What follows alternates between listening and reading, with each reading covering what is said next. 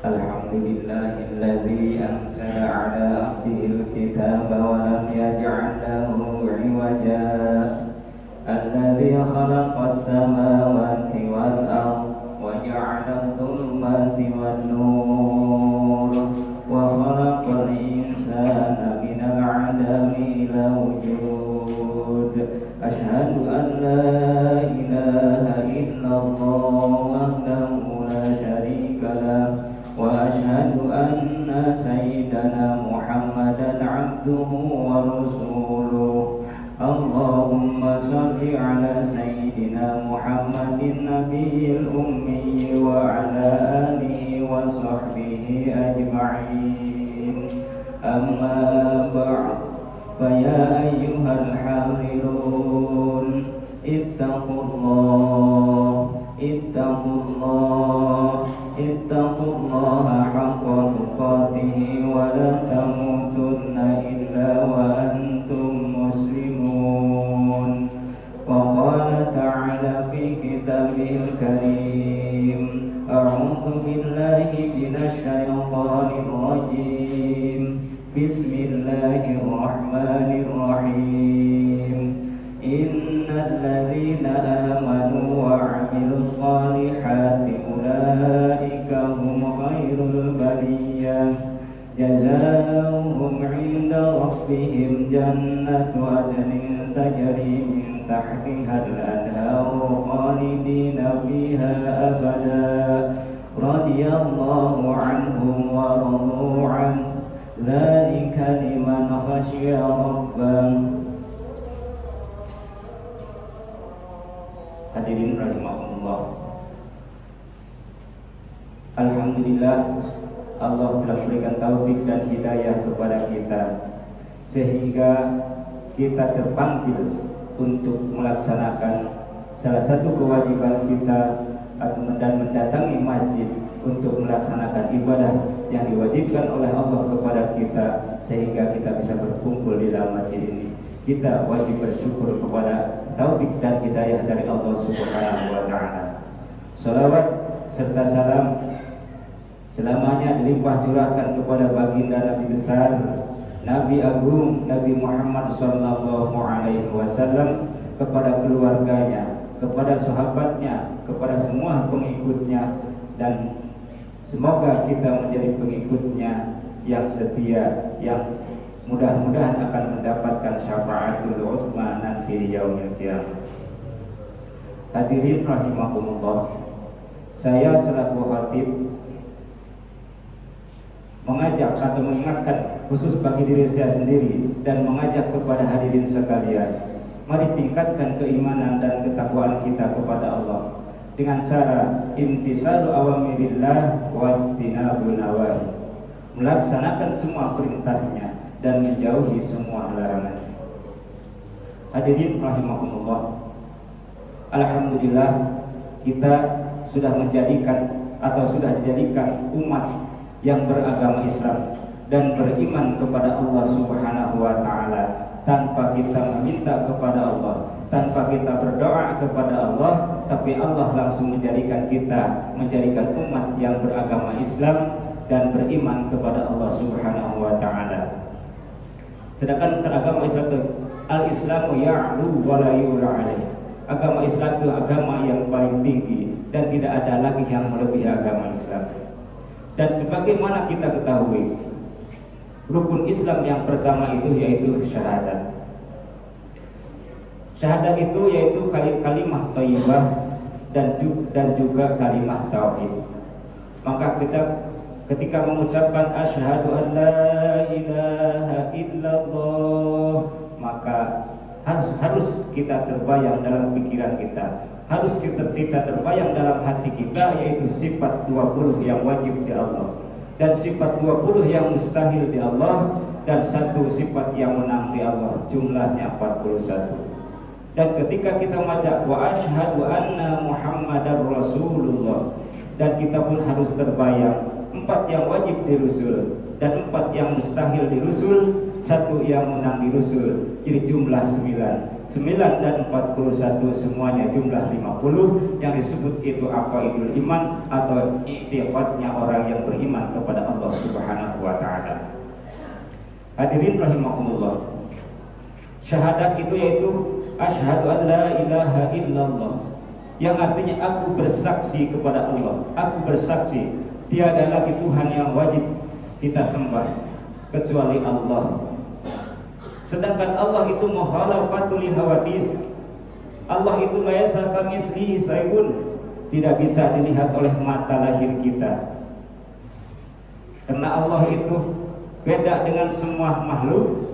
Tidak ada yang satu pun makhluk yang menyerupai Allah. Karena Allah itu anti contoh. Allah itu anti misil. Karena Allah laisa kamitslihi syai'un. Sedangkan di dalam syahadat itu aku bersaksi kepada Allah. Lalu apa yang harus kita saksikan dari Allah Subhanahu wa taala? Yaitu yang pertama kekuasaan Allah Subhanahu wa taala. Dan yang harus kita saksikan adalah sifat dan af'al Allah. Ar-Rahman itu adalah pengasih.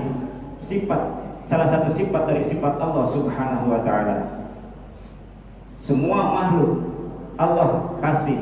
Semua makhluk yang lemah selemah apapun, yang kecil sekecil apapun, Allah siapkan segala macamnya dan sudah dipersiapkan oleh Allah Subhanahu wa taala. Lalu orang yang tidak beriman atau orang kafir, segalanya disiapkan oleh Allah. Kesehatannya dikasih oleh Allah, hartanya begitu melimpah banyak di mana-mana, perusahaannya dikasih oleh Allah, rumahnya mewah, mobilnya megah, itu semuanya dari Allah Subhanahu wa taala. Allah tidak pilih kasih, tapi Allah kasih. Cuman bedanya kalau orang kafir dikasih oleh Allah itu bukanlah disayangi, tapi mengasihi hanya untuk menjebak orang tersebut, karena makin banyak hartanya pasti makin banyak yang harus dia pertanggungjawabkan nanti di akhirat. Karena dunia itu dua pertanyaan, kau dapatkan dari mana dan keluarkan kemana. Lalu orang Islam yang beragama Islam tapi tidak pernah melaksanakan sholat, tidak pernah melaksanakan ibadah kepada Allah, sama Allah kasih. Hartanya banyak, kesehatannya banyak, bahkan tidak pernah sakit, sembuh terus, Allah kabulkan apa permintaannya, sama itu pun Allah dikasih. Dan orang yang bertakwa Allah kasih, bahkan orang yang bertakwa ada nilai lebih dari di hadapan Allah Subhanahu wa taala. Karena Allah telah berfirman di dalam Al-Qur'an, "Wa may yattaqillaha yaj'al lahu makhraja wa yarzuqhu min haitsu la yahtasib." Yang artinya, siapa orangnya yang bertakwa kepada Allah, maka Allah akan memberikan jalan keluar dari apa kesulitannya, dan Allah akan memberikan rezeki dari yang kita tidak sangka-sangka. Itu untuk di dunia, apalagi untuk di akhirat. Allah sudah berfirman, Bismillahirrahmanirrahim, Innal ladzina amanu wa 'amilus shalihat ulaika hum khairul bariyah jazaohum 'inda rabbihim jannatu 'adnin tajri min tahtihal anharu khalidina fiha abada. Allah membalas kepada orang yang bertakwa di dunia, kesulitannya akan beri jalan keluar dan diberi rezeki yang tidak disangka-sangka. Di akhirat akan disiapkan jannah atau surga yang kekal di dalamnya. Itu untuk orang yang bertakwa. Dan lagi yang harus kita saksikan, af'al Allah. Af'al kita adalah hakikatnya af'al Allah. Kenapa? Karena kita tidak akan bisa mampu mengerjakan apapun kalau kita tidak diberi kekuatan oleh Allah Subhanahu wa taala. Kita tidak akan paham ilmu apapun kalau kita tidak diberi kepahaman oleh Allah Subhanahu wa taala. Maka af'al kita adalah af'al Allah Subhanahu wa taala. Itulah yang bisa disaksikan oleh mata kita, yang bisa dirasakan oleh diri kita sendiri. Yang kedua, rukun Islam itu yaitu salat. Menurut ulama ahli ma'rifat, as-salatu arba'atu asya'a, as-suru'u ma'al ilmi, wal qiyamu ma'al haya, wa ada'u ma'al ta'dil, wal kharaja ma'al khawf. Menurut ulama ahli ma'rifat, sholat itu harus disertai dengan 4 perkara. Yang pertama as-suru'u ma'al ilmi. Ketika kita mau melaksanakan sholat harus siap dulu ilmunya. Ilmu sholat, tata cara sholat kayak gimana, semuanya sudah pada tahu soal ilmu sholat pasti. Yang kedua, wal qiyamu wal haya. Berdirinya kita mau melaksanakan sholat itu harus disertai dengan merasa malu oleh Allah Subhanahu wa ta'ala. Kalau kita berdiri melaksanakan sholat, ada dalam hati kita rasa malu oleh Allah, mungkin kita ketika melaksanakan sholat wajah kita tidak akan menengadahkan wajah kita ke atas, karena orang yang malu pasti akan tunduk ke tempat sujudnya. Yang ketiga, wada'un mata'di. Ketika kita melaksanakan sholat itu sambil barengan dengan rasa mengagungkan kepada Allah Subhanahu wa ta'ala, maka kita gerakan sholat itu ada sujud, ada ruku, itu tandanya diri kita itu tidak ada apa-apanya, lemah kalau tidak dikuatkan oleh Allah Subhanahu wa ta'ala. Kalau tidak dibarengan dengan kekuasaan Allah, kita itu tidak ada apa-apanya di hadapan Allah Subhanahu wa ta'ala. Yang keempat, wa kharaja ma'al khauf. Ketika kita beres sholat, takut sholat kita tidak diterima oleh Allah Subhanahu wa ta'ala. Karena sholat itu yang diterima yang sah, sedangkan yang sah pasti yang benar syarat rukunnya. Maka syarat dan rukun dan yang membatalkannya ketika kita sholat harus menjaganya. Dan Nabi SAW telah bersabda, as-sholatu raka'ataini muqabilan bihima biqalbihi kharaja min dunubihi ka yaumi wiladati ummi. Dawuh Nabi SAW, orang yang melaksanakan sholat 2 rakaat, ini sholat sunat bukan sholat fardu, yang melaksanakan sholat 2 rakaat, di dalam kedua-dua rakaatnya kita itu hati kita menghadap Allah Subhanahu wa ta'ala. Dan ketika beres kita melaksanakan sholat, maka keluar dosa kita semuanya seperti bayi yang baru dilahirkan oleh ibunya.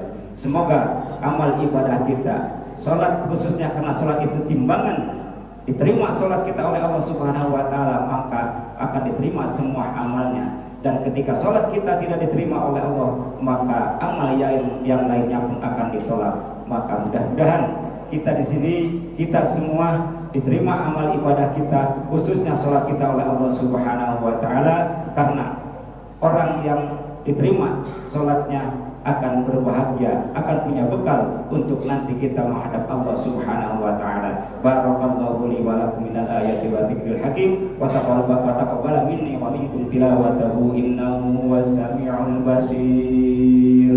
Allahumma shalli ala sayyidina Muhammad wa ala ali sayyidina Muhammad.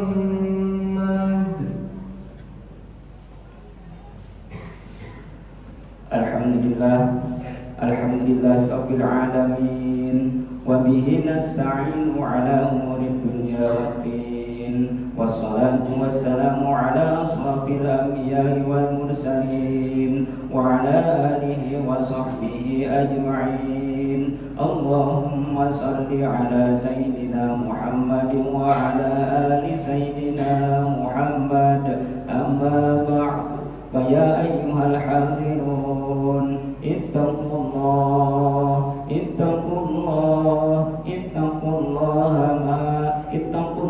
haqqa tuqatih wa la tamutunna illa wa antum muslimun.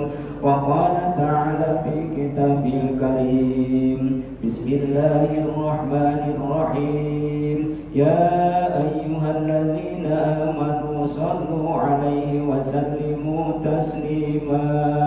Allahumma salli wa sallim ala sayyidina wa habibina wa syafi'ina wa karimina wa nurina wa maulana Muhammad wa sallim radiyallahu tabaraka wa ta'ala an kulli sahabati rasulillahi ajma'in. Allahumma ighfir lil muslimina wal muslimat wal mu'minina wal mu'minat al ahya'i minhum wal amwat. Allahumma inna nas'aluka ridhaka wal jannah wa na'udzu بك من سخطك والنار اللهم اغفر ذنوبنا وذنوب آبائنا وذنوب أمهاتنا وذنوب زوجاتنا وذنوب أولادنا وذنوب أستاذنا وذنوب إخواننا وذنوب جميع المسلمين والمسلمات والمؤمنين والمؤمنات الأحياء منهم والأموات من كل جهات. عباد الله إن الله يأمر بالعدل والإحسان وإيتاء ذي القربى وينهى عن الفحشاء والمنكر والبغي يعظكم لعلكم تذكرون.